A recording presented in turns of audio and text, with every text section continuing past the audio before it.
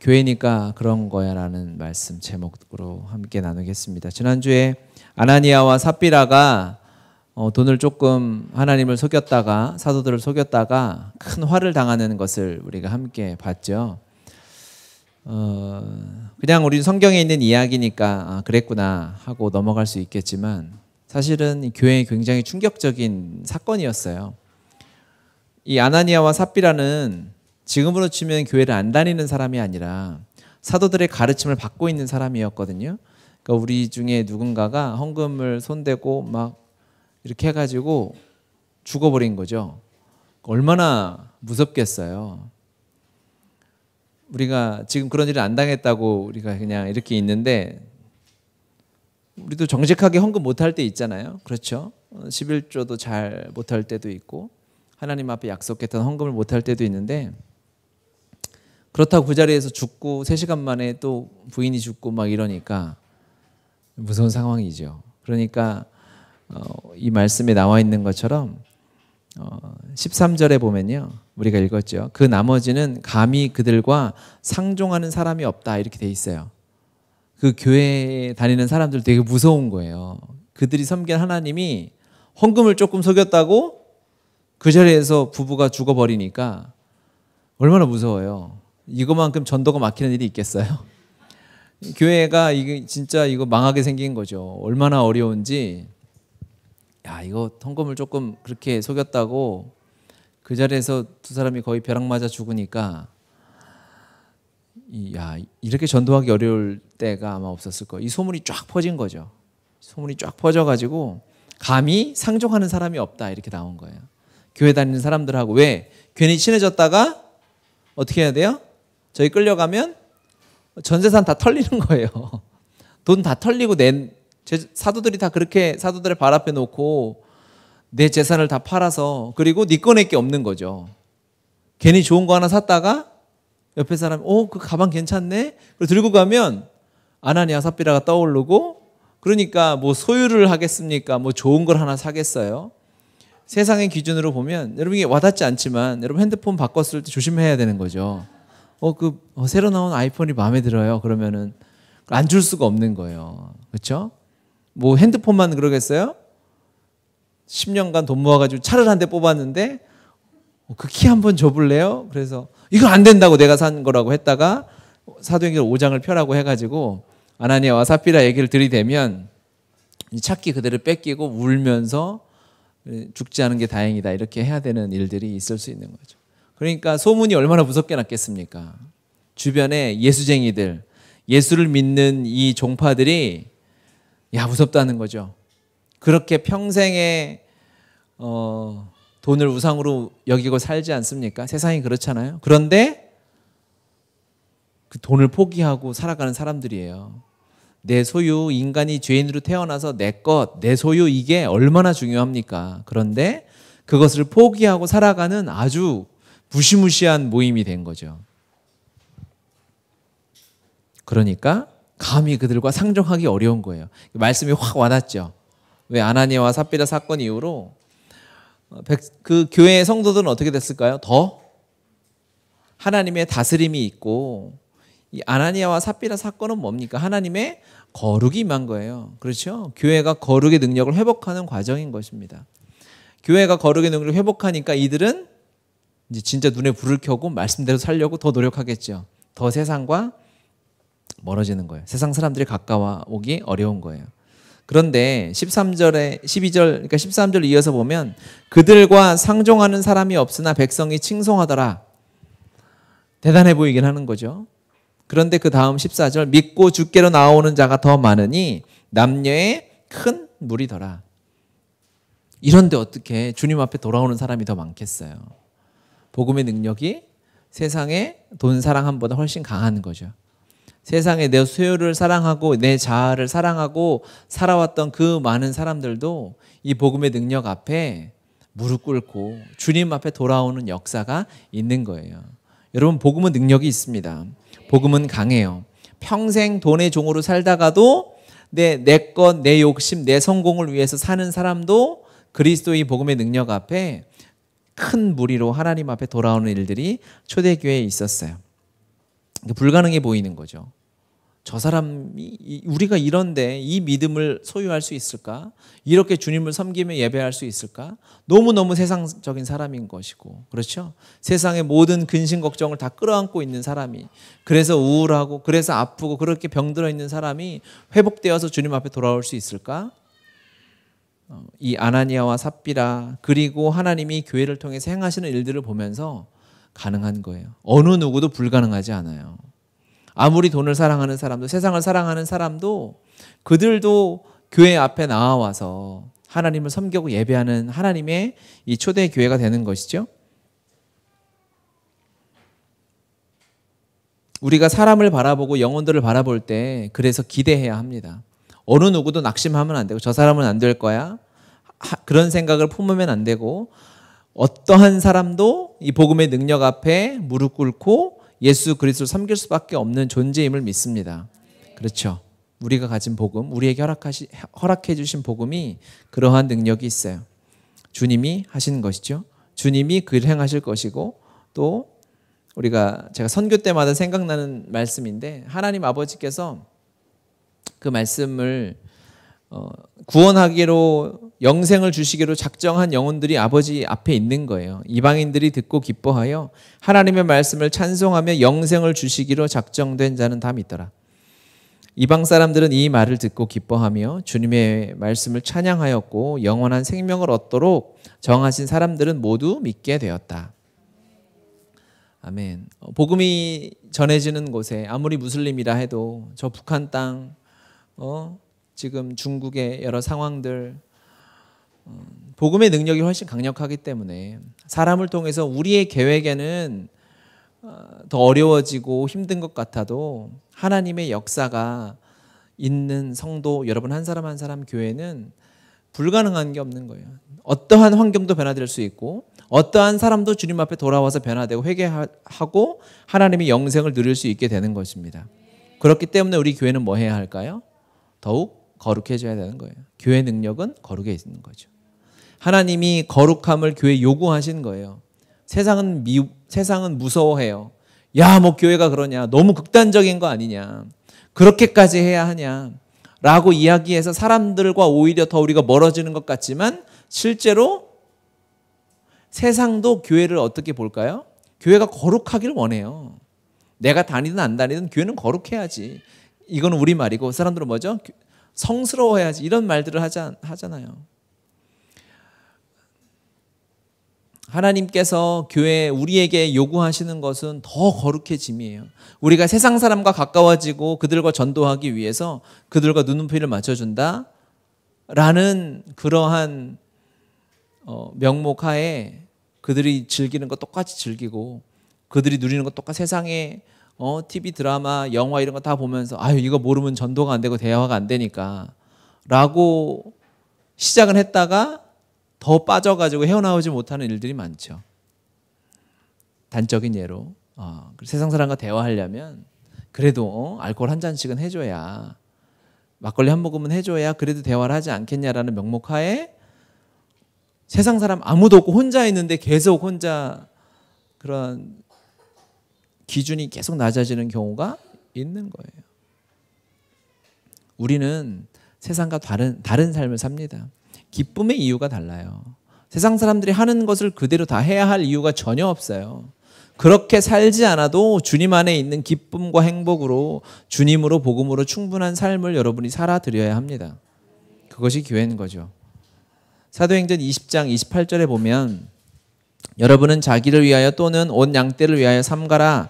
성령이 그들 가운데 여러분을 감독자로 삼고 자기 피로 사신 교회를 보살피게 하셨느니라. 세 번역은 같이 한번 읽어볼까요? 여러분은 자기 자신을 잘 살피고 양떼를 보살피십시오. 성령이 여러분을 양떼 가운데 감독으로 세우셔서 하나님께서 자기 아들의 피로 교회를 돌보게 하셨습니다. 아멘.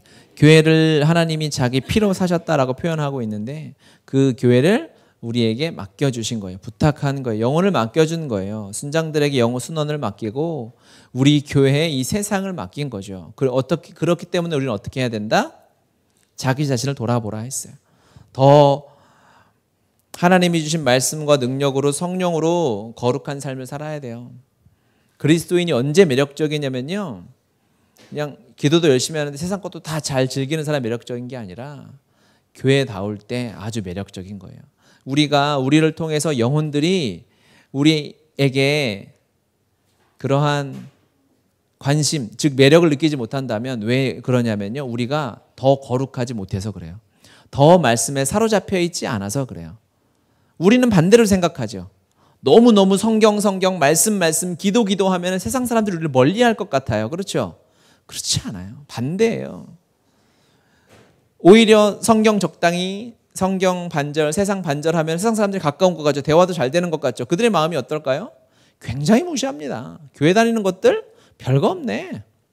교회 다니는 것들 나랑 똑같네 정도로 생각해요. 여러분들도 생각해 본 적 있죠? 기분 나쁠 때 있어요. 되게 거룩해 보이는 막 목사님들, 막 기도만 하는 사람들 만날 때 가까이서 대화해 보면 에이 별거 없네. 그리고 마음에 대단한 위안을 얻죠. 세상 사람들이 똑같아요. 우리에게 요구하는 게 뭔지 아십니까? 완전한 거룩이에요. 그리스도와 완전한 연합함이에요. 말만 하면 예수밖에 안 나오는 사람을 처음에는 거부하는 것 같지만 관심이 간다니까요. 어떻게 저렇게 살까? 이 대한민국 21세기를 사는데 어떻게 저렇게 예수만 가지고 살까? 어떻게 저렇게 세상이 주는 유혹과 돈과 명예와 성과 권력으로부터 자유하면서 주님만 바라보고 살까? 그 궁금증이 언제 드냐면요, 우리가 거룩의 능력을 회복할 때일 줄 믿습니다. 아멘이 갈수록 작아지는 이 현상에 대해서 안타까워하면서 그렇다고 타협할 수는 없죠. 여러분의 매력을 회복하십시오. 아침에 말씀으로 사는 거예요. 타협하지 않는 거예요. 그렇죠? 단순하고 무식하고 저돌적으로 보이고 그래 보여도 우리에게는 말씀과 기도 두 기둥밖에 없어요. 십자가 복음으로 능력으로 살아가는 교회밖에 없는 거예요. 그렇게 살아가시기 바랍니다. 교회가 이렇게 능력을 얻기 시작했어요.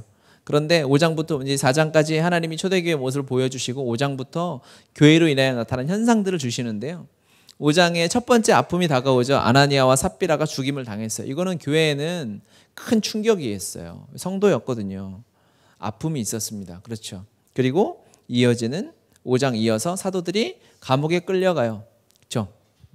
감옥에 끌려가서 또 풀림을 받지만 거기서 또 협박하죠. 전하지 말아라 라고 하지만 사도들은 또 주의 복음을 우리가 전하지 않을 수 없다라고 이야기합니다.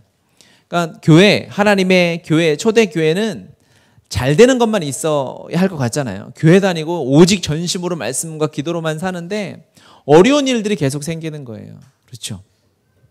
6장으로 넘어가면 이제 교회가 복음이 사도들이 이 대제사장들 앞에서 세상 앞에서 복음을 선포하니까 이제 6장에서 7 집사를 선택을 해요. 이제 교회가 든든히 세워져 가는 것이죠. 그리고 7 집사하면 여러분이 이름은 다 몰라도 한 사람은 알죠. 스데반은 알잖아요. 그렇죠. 7장에 스데반에 어마어마한 설교가 선포되죠. 엄청난 설교입니다.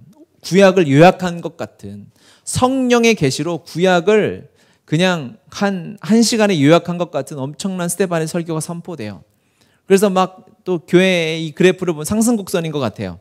그런데 설교 끝나고 어떻게 되죠? 스데반이 죽죠. 반전이 일어나는 거예요. 스데반이 또 죽고 아픔이 다가와요. 사울이 막 교회를 박해하기 시작하는 거죠. 교회가 어려움을 당해요. 초대교회가 어려움을 당해서 교회가 흩어지게 되죠. 이야, 큰일 났다 싶은데 주님이 그것을 사용하시는 거죠. 교회가 흩어지면서 뭐라고 표현하냐면 사마리아의 복음이 전해지는 모습들이 나와요. 주님의 지상명령 성취가 말씀 그대로 되어지고 있죠. 예루살렘과 온 유대와 사마리아와 땅끝. 사마리아는 복음이 전해지기 가장 어려운 곳입니다. 사마리아는 유대인들의 원수들이 사는 곳이에요. 사람들로 보지 않았던 자들이 그곳에 복음을 전하는 거예요. 대단한 일입니다. 박해와 어려움과 고통이 아픔이 교회에 문제가 되는 것이고 교회가 망하는 것이 아니라 하나님의 약속의 성취가 되어져 가는 것이죠. 사마리아로 복음이 전해지기 시작하는 것입니다. 하지만 그리고 이제 8장 마지막 끝나고 9장에 이제 사울이 회개하는 장면이 나오고요. 사울이 회개하면서 이제 교회에 다시 상승곡선. 와, 좋은 일이 일어나. 그리고 베드로가 중풍병자를 일으켜요. 요바에 가서 도르가를 죽은 사람을 살려요. 야, 이제 교회가 다시 부흥하는구나 싶은 그때, 그리고 나서 10장에 가면 아주 유명한, 제가 너무 좋아하는 고넬료가 나오죠. 고넬료 사건으로 인해서 성령이 이방인에게 임하는 사건. 이제는 더 이상 교회에 어려움이 없을 것 같은데, 또 이어 나오는 장면이 뭐냐면 야고보가 순교하죠. 교회의 역사를 보면, 그리고 계속 이래요. 사도들이 또 감옥에 갇히고, 베드로 감옥에 갇혔다 풀려나고, 그리고 나서 그 이전에 예루살렘 교회와 안디옥 교회가 동행하는 모습, 교회가 든든히 서가는 것 같아요. 연합하는 교회가 생겨요. 본 교회와 선교 중심적인 안디옥 교회를 통해서 세계 선교가 완성되는 것 같은데 또 박해가 있어요. 또 어려움이 있어요. 그런데 그것을 이겨내고 또 사도들이 복음을 전하고, 이제 막 13장으로 넘어가면 세계 선교가 막 1차 선교가 시작되고 막 그래요. 하나님 보시기에는 모두 선한 일인 거예요. 그런 교회에 다 도움이 되는 일인 거죠. 그런데 우리의 관점으로 보면 잘 되는 것 같아요. 평안한 것 같아요. 그런데 또 문제가 생겨요. 어려움이 있는 것 같아요. 이게 무슨 일일까요? 교회는 우리가 세상에서 살아가는 우리의 관점으로 보면 이런 것 같아요. 하나님 보시기에는 전혀 문제가 없어요. 잘 되어져 가고 있어요. 하나님의 완전한 계획이 성취되는 곳으로 우리는 걸어가고 있는데, 우리가 보기에는 힘든 것 같죠. 어려운 것 같고, 기도가 응답이 안 되는 것 같고, 왜 내 인생에는 이런 일이 나에게만 있는 것 같은 일들이 계속해서 있는 거예요. 잘 될 때가 있는 것 같고, 좀 꺾일 때가 있는 것 같고, 어려우고 막 바닥을 치는 때가 있는 것 같은 삶이 있어요. 그런데 하나님께서 교회를 다루시는 것을 보니까 우리가 이해하기에는 고난이나 연단같이 보이는 것들이 교회는 영광이 되는 것이죠. 초대교회가 이 모든 것을 다 이겨내지 않았습니까? 순교한 것이 교회의 핍박이 사마리아까지 복음이 전해지는 놀라운 역사가 되는 것이고, 그렇죠? 사울의 박해가 또 이방인 고넬료에게 복음이 전해질 때, 이방인들에게 복음이 전해질 때 예루살렘 교회는 뭐가 있었어요? 분열이 있었어요. 막 싸웠다고요. 어떻게 이방인에게 안수를 하고 복음을 전할 수 있느냐라고 했을 때 하나님이 그것을 세계 선교를 활짝 열어 젖히는 놀라운 순간이 된 것이죠. 우리 인생도 여러분이 교회라면 아마 이 초대교회가 겪는 이러한 계단들을 그대로 겪을 것입니다.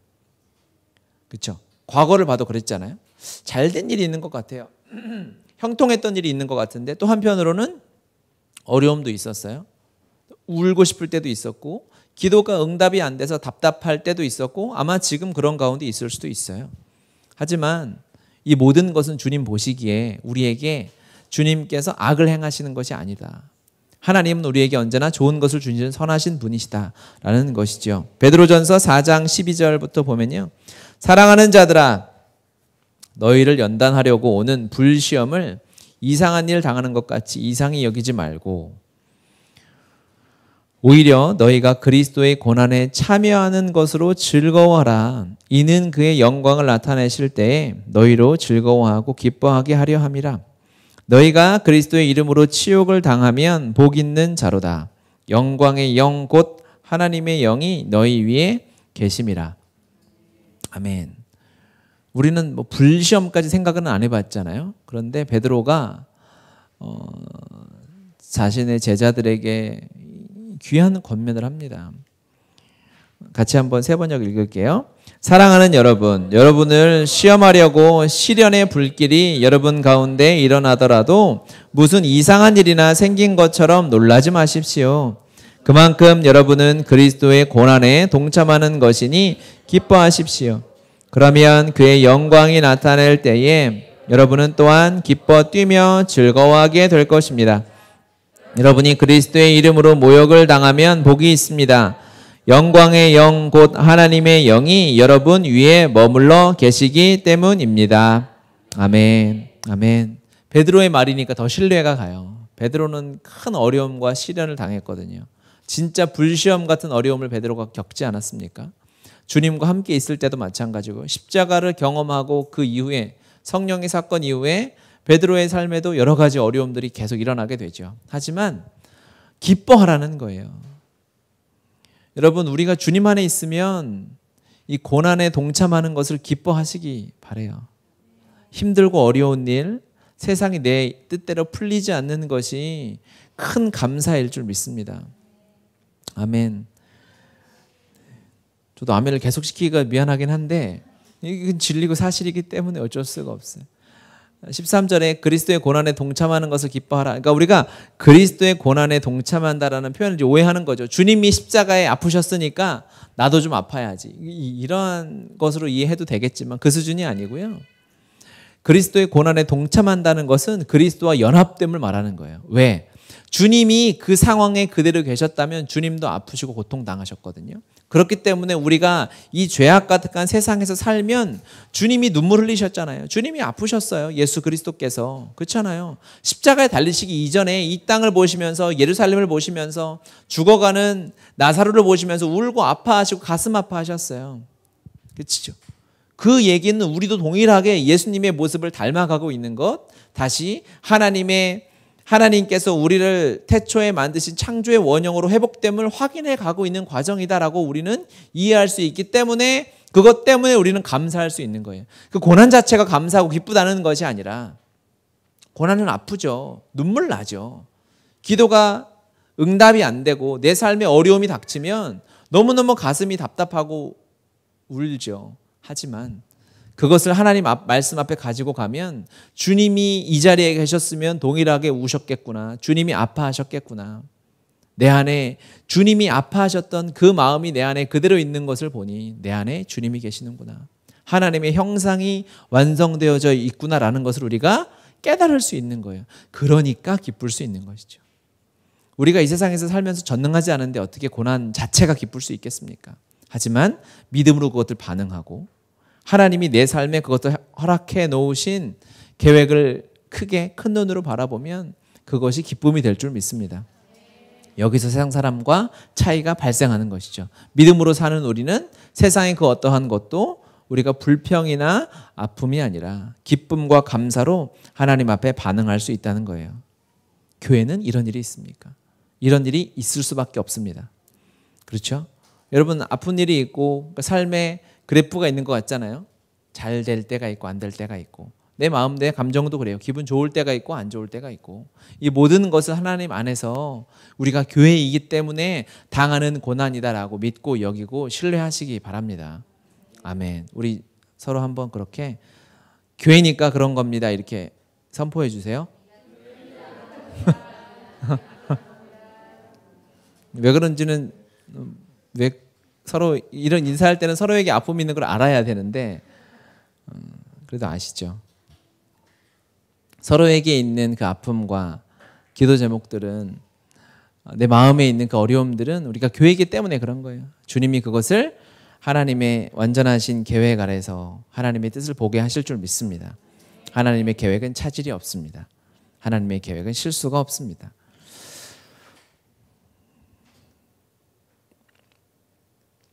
이어서 나오는 장면들이 보면요.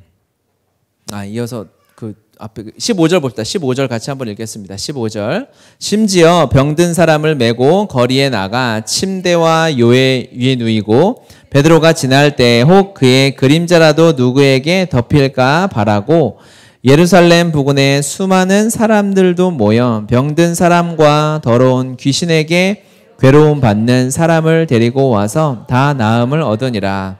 아멘. 베드로가 지나가는데 그림자라도 덮일까 하고 베드로의 예상 경로에 사람들이 일부러 누워 있는 거죠.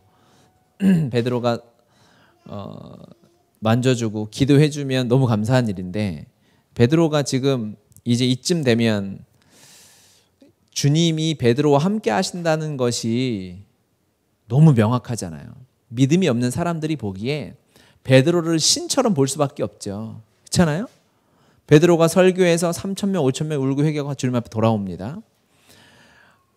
한 번도 걸어보지 못한 사람이 걷고 베드로 옆을 졸졸 따라다녀요. 사람들이 보면 신기한 거죠. 그렇죠? 그리고 거기다가 잘된 것만 있으면 모르겠는데 또 가장 무서운 사도들 앞에 속였다가 아나니아와 삽비라가 돌아가셨어요. 그러니까 이제 베드로를 존경과 두려움과 떨림으로 베드로가 가는 곳마다 이제 베드로는 유명 인사가 된 거예요. 교회를 했다면 이제 망할 일은 없는 거죠. 부흥한 거예요. 성공한 거예요. 셀럽도 이런 셀럽이 없는 거죠. 베드로 개인적으로 봤을 땐 인생의 가장 큰 위기가 찾아온 것입니다. 베드로는 그럴 자격이 하나도 없잖아요. 베드로는 그럴 수 있는 사람이 아니잖아요. 그렇죠? 그런데 자기가 한 게 아무것도 없어요. 베드로가 자기 자신이 한 게 아무것도 없는데 무슨 일이 일어나고 있냐면 설교했는데 수천 명이 주님 앞에 돌아오는 거예요. 그냥 주님의 말씀에 순종해서 앉아있는 사람 일으켰는데 그 사람이 일어나서 뛰고 하나님 찬양하고 자기를 졸졸 따라다니는 거예요. 하나님 앞에 거짓말한 사람을 책망했는데 그 자리에 사람이 죽어버리는 거예요. 여기서 우리 같은 사람이면 어떻게 될까요? 수많은 이단들이 여기서 고꾸라져가지고 자기가 신이 됐어요. 자기가 메시아가 됐어요. 베드로는 그럴 수 있는 사람이 아니지 않습니까? 그렇죠? 베드로가 3장 12절에 고백한 것이 있죠.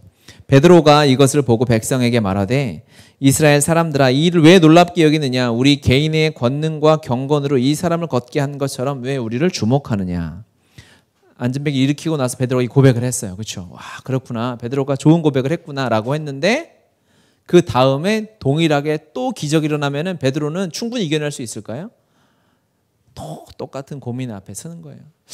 내가 한 건가? 이거 사람 좀 모이겠는데, 이거 헌금 좀 모이겠는데, 이거 좀 잘 나가겠는데, 내가 사업했는데 좀 유명해졌어요. 언론 한번 탔어요.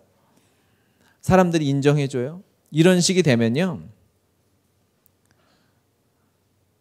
이 유혹이 그냥 한순간에 한 번 오고 끝나는 것이 아니에요. 여기서 베드로가 이 고백을 했으니까 박수치잖아요. 야, 그렇구나. 베드로 대단하구나.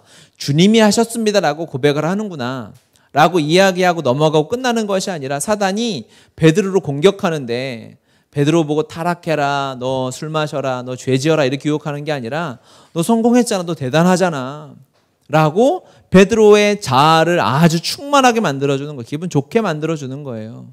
그리스도인이 언제 넘어질까요? 시험이 오고 아까 얘기했던 것처럼 우리가 하강곡선에 있을 때 막 하나님을 거부하고 도대체 내 기도 응답 안 해주시고 하나님 욕하고 떠나면서 넘어질 수도 있어요. 그런데 반대로 사단은 우리가 잘 될 때는 막 잘 나가고 부흥할 때는 아이고 안 되겠다, 건드리면 안 되겠다가 아니라 그때도 동일하게 공격하죠. 베드로를 공격하듯이. 베드로가 그 일을 경험했을 때 이때 주님이 하셨습니다라고 믿음의 선포를 날렸는데 그 다음에도 동일하게 공격했을 것입니다. 그 다음에도 동일하게 공격. 복음을 전하러 갈 때마다 아마 그가 솔로몬의 행각에 모여서 백성들에게 복음을 전할 때마다 사단이 유혹하는 거예요. 사단이 네가 한 거 아니냐, 너 이제 좀 더, 너 이제 네 것을 좀 챙기고 라고 계속해서 베드로를 충동질하고 유혹하고 베드로를 넘어뜨리려 했을 것입니다. 우리가 다 경험하고 있잖아요. 세상이 우리가 한 번의 승리로 그냥 사단이 포기하고 도망가는 게 아니죠. 아무리 십자가 복음을 외치고 주와 함께 내가 죽었다고 이야기해도 사단은 콧방귀도 끼지 않는 거예요. 그래, 지금은 한 번의 승리지만 또 공격해서 또 공격하러 오고 또 넘어뜨리려 오고 또 다가오는 것이죠.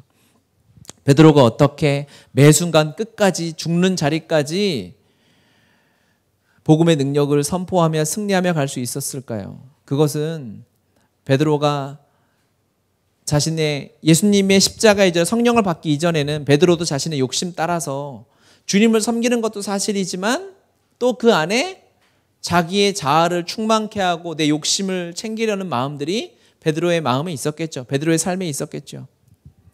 그때는 그렇게 살았지만 이제 주와 함께 죽고 예수와 함께 부활한 이 영생을 소유한 사람으로 살아갈 때는 더 이상 그렇게 할 수 없는 거예요. 그때 필요한 것이 그 이전에 아무도 알아듣지도 못하고 깨닫지도 못하는 그냥 부족한 제자들에게 주님이 해주신 말씀이 이제 성령께서 그 말씀이 실제가 되게 하시는 거예요. 날마다 제 십자가를 지고 따라가는 삶이 바로 제자의 삶이구나. 그래야만 승리할 수 있구나. 이 말씀이죠. 같이 읽겠습니다. 또 무리에게 이르시되 아무든지 나를 따라오려 하거든 자기를 부인하고 날마다 제 십자가를 지고 나를 따를 것이니라. 아멘. 아멘. 아멘. 왜 날마다 따라야 하냐면 날마다 매 순간 사단이 우리를 공격하고 우리의 마음을 짓밟으려 하고 우리가 주님 앞에 연합되었다는 이 진리를 박살내려고 하기 때문에 그래요. 베드로는 자신이 죽은 옛 자아가 십자가에 침몰하는 경험을 했죠. 베드로는 죽었죠. 아멘. 베드로는 죽었어요. 그리고 예수 부활하실 때 함께 부활했어요. 베드로는 이 복음을 받았어요. 베드로의 복음이 있는 거죠. 베드로의 나의 복음이 있는 거죠. 그 복음이 실제로 살아있는 한 베드로는 더 이상 그 옛 자로 돌아갈 수 없는 거예요. 이 엄청난 성공을 이루었잖아요. 이런 성공이 어디 있습니까? 베드로 같은 자가 어부 정도밖에 되지 않는 자가 한 번 설교엔 3,000명이 돌아와요. 여러분 100명, 200명, 300명, 1000명 앞에 서는 것은 그것 자체로만으로도 짜릿합니다. 제가 10,000명 앞에서 막 사회 보고 했던 얘기도 가끔 하잖아요. 와 짜릿해요. 막 아드레날린 막 제가 장동건 된 것 같고 막 그래요. 얼마나 수많은 사람들 앞에 선다는 것 자체가요. 사람을 얼마나 흥분하게 만드는지 몰라요. 밤에 잠이 안 와요. 그 행사를 마치고 나서 제가 망쳐서 답답한 것도 있었지만 흥분의 그 감격에 새벽까지 저는 지금도 그렇지만 뭐 머리만 대면 거의 자는 스타일 아닙니까? 그런 새벽까지 잠이 안 올 만큼 사람을 흥분시키고 대단한 사람 만든 것 같고 그 행사 끝나고 걸어가는 사람들이 나 쳐다보는 것 같아요. 쳐다는 받겠죠. 한국 사람인가? 이렇게 하고. 주님을 따라가고 이 복음의 능력으로 승리한다는 것은 간단한 일이 아니에요, 여러분. 이 엄청난 유혹이 있는 거예요. 그러니까 주님이 이 사도들로 말미암아 세운 이 초대교회가 우리가 보기에는 너무 극단적으로 보이는 거예요. 그렇게 살아야 복음의 능력으로 살아낼까 말까 한 것이 십자가 복음의 능력인 거예요. 완전히 죽었다고 선포하고 주님이 너무 오버하셨잖아요. 4,000년을 구약의 4,000년 역사를 쓰시면서 한마디 하셨어요. 이제 예수가 올 것인데 그가 그리스도다. 그리고 그가 널 위해 죽을 거다. 이걸 4,000년 얘기하신 거예요. 왜? 죄인으로 태어난 우리가 그걸 못 알아들어요. 그러니까 역사 내내 예수 얘기만 하다가 예수님 보내주셨어요. 그리고 실제로 예수님이 그 증인이 되셔서 이 땅에 육신을 입고 사시고 지금도 예수님 때문에 순교한 믿음의 증인들이 수천만 명임에도 불구하고 예수를 거부하고 살잖아요. 그렇게 주님을 따라가는 것이 만만치 않아요. 그렇게 돈의 우상이 강력해요. 세상의 우상의 능력이 센 거예요. 우리가 경험하잖아요. 우리가 주님을 믿고 따르고 우리 주님 지금 막 헌신해라 그러면 여러분 아나니아와 삽세라처럼 우리가 불순종하지 않고 주님처럼 사도의 발 앞에 막 순종하고 여러분 할 거잖아요. 그렇죠. 복음의 교회는 그런 교회죠. 그렇게 헌신하고 할 수도 있어요. 제가 대학생 때 훈련받은 얘기 가끔 하지 않나요? 우리 간사님, 목사님이 한 번은 전혀 광고 없이 예배 때 막 엄청 흥분하셔가지고 오늘은 하나님 앞에 우리 헌신하자고 전 재산을 드릴 수는 없지만 내 지갑에 있는 모든 것을 하나님께 드리자. 근데 우리가 서로 신뢰할 수 없으니 지갑채 내자 해가지고 헌금 바구니에 돈을 안 걷고 지갑을 다 걷은 적이 있어요.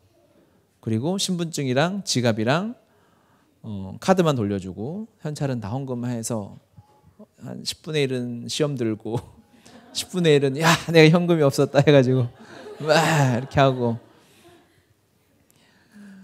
여러분 우리 하나님의 아들이고 천국이 내 거 아닌 거 모르는 사람이 어디 있어요?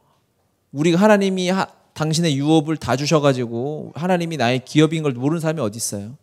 그런데 우리가 여전히 여러분이 지난 한 주간 동안 돈 10,000원에 100,000원에 100,000원에 흔들렸다면 우리는 복음 없이는 안 되는 인생인 거예요. 우리가 왜 흔들렸는지 아십니까? 우리가 매일 아침에 큐티하기로 결정하고 작정하고 제가 그렇게 시퍼렇게 카톡방을 쳐다보고 있음에도 큐티를 안 하고 게으르게 살았던 왜 그런 줄 아세요? 사단이 그렇게 강력한 거예요. 우리는 십자가 복음에 이 나 죽고 예수 사는 복음에 연합되지 않으면 안 되는 인생인 거예요. 날마다 그리스도와 함께 죽었음을 확인해야 돼요. 매일 아침에 갈보리에서 우리 아침이 시작되지 않으면 우리의 인생은 답이 없어요. 그렇게 우리가 비참하게 살았어요. 베드로는 그걸 깨달은 거예요. 그러니까 베드로 넘어지지 않았어요. 여러분 아침마다 하나님의 말씀을 들고 갈보리 언덕 십자가로 가시기 바랍니다. 그곳에서 주님이 날 위해 죽으셨던 마가다락방에서 나에게 살과 피를 떼어주셨던 그 순간을 기억하시고 그 후에 밤새 나를 위하여 중보하시고 핏방울이 살에서 그냥 새어나오도록 그 눈물이 피가 되도록 땀이 피가 되도록 기도하셨던 주님의 그 겟세마네 기도를 기억하시고 그리고 죽으셨던 갈보리 십자가 언덕으로 가셔야만 그래야만 우리가 하루를 간신히 복음의 능력으로 살아드릴 수 있는 거예요. 초대교회는 극단적이지 않았어요. 초대교회는 피로 사신 교회가 살아갈 수 있는 출발에 불과해요. 우리가 초대교회로 돌아가자라고 초대교회처럼 살아야 한다고 하는 것은 관념이 아니에요. 그냥 좋은 긍정적인 말하는 것이 아니에요. 이것은 우리의 실제가 되어야 합니다. 여러분 그 삶을 사는 것이 그래서 거룩의 능력을 회복하는 것이 진정한 교회다움이고 우리의 삶의 완전한 만족과 행복으로 그리스도께서 채워주실 줄 믿습니다. 우리 그 삶으로 살아가십시다. 오늘 주님이 성찬으로 우리를 초대하실 때 다시 우리가 그 믿음 회복합시다. 그 기도를 드리면 돼요. 주님이 살과 피를 내어주시고 내가 그것을 아침마다 묵상하고 말씀으로 큐티로 기도로 살아내고 주님이 나와 함께 죽으셔서 주님이 나와 부활하시고 나의 옛자가 얼마나 이 썩은 냄새가 나고 시궁창 같은지 그 십자가를 지고 살아야만 살아낼 수밖에 없는 존재임을 하나님 앞에 고백하며 기도하며 여러분 가시기 바라요. 다시 한번 나에게 준 이 복음이 나의 복음이 실제로 확정되어지고 주님 앞에 고백되어지는 시간 되시기 바랍니다. 같이 기도합시다. 주여 삼창하시고 말씀을 기억하며 성찬을 준비하며 함께 기도하겠습니다.